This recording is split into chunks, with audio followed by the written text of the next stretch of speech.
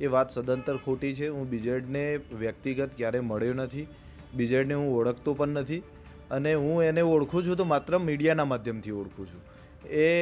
ક્યારેય બીજેડ સાથેનું મારું કોઈ કનેક્શન નથી। અમે બંને રૂબરૂ ક્યારેય મળ્યા હોય કે ક્યાંય જાહેર સભામાં પણ મળ્યા હોય એવી પણ ઘટના બનેલી નથી।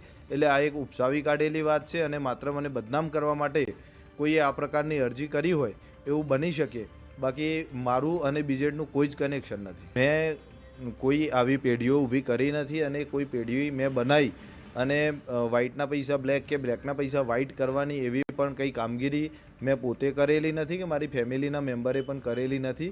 એ વાત સદંતર ખોટી છે। એક્સિડન્ટવાળી ઘટના બની હતી એને અને બીજેડને કંઈ કનેક્શન નથી કે કંઈ લેવા દેવા નથી।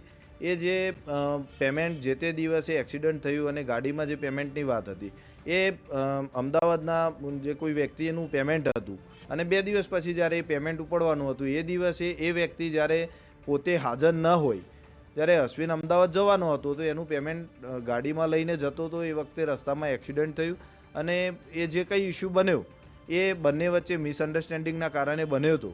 પછી બંને વચ્ચે એ વાતનું સમાધાન પણ થઈ ગયું અને નામદાર હાઈકોર્ટે એ એફઆઈઆર રદ પણ કરેલી છે।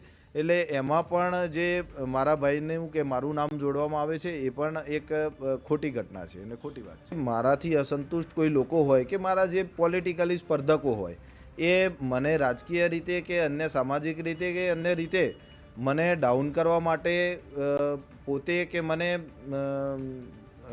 નુકસાન કરવા માટે આ નનામી અરજી કરી હોય એવું બની શકે। સીઆઈડી ક્રાઇમ તરફથી હજી મને કોઈ પૂછપરછ કે કંઈ તપાસ કરવામાં આવી નથી, પણ આ બાબતે જો કોઈ સીઆઈડી ક્રાઇમમાંથી તપાસ કરવામાં આવશે તો હું ચોક્કસ એમાં મદદ પણ કરીશ। સીઆઈડી ક્રાઇમ તરફથી પણ મારી કંઈ પૂછપરછ કરવામાં આવશે કે કંઈ તપાસ કરવામાં આવશે તો ચોક્કસ હું સીઆઈડી ક્રાઇમને આ બાબતે મદદ કરીશ અને એમાં હું ખુલાસો કરવા